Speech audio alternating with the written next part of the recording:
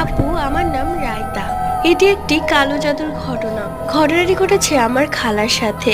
আমার খালামণির যখন বিয়ে হয় নতুন নতুন, তারপর থেকে তার সাথে ভয়ানক কিছু ঘটনা ঘটে এবং পরবর্তীতে আমরা জানতে পারি তার শ্বশুরবাড়ির লোকজনই তার উপর কালো জাদু করেছিল।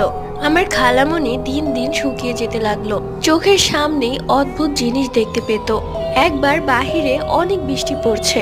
ঘরের জানালা দিয়ে দেখলো পাশের বড় গাব গাছে আমার খালামণি নিজেই বসে পা তুলোচ্ছে আর কি বিচ্ছিরি হাসি দিচ্ছে। এটা দেখে আমার খালামণি ভয়ে চিৎকার দেয়। এরপর আমার খালামণির সাথে অনেক ভয়ানক ঘটনা ঘটতে থাকে। তারপর আমার খালামণিকে বাপের বাড়িতে নিয়ে আসা হয়। তারপর একটি হুজুর দেখানো হলে সেই হুজুর জানায় আমার খালামণিকে কালো জাদু করা হয়েছে, তাও আবার শ্মশানের মাটি দিয়ে।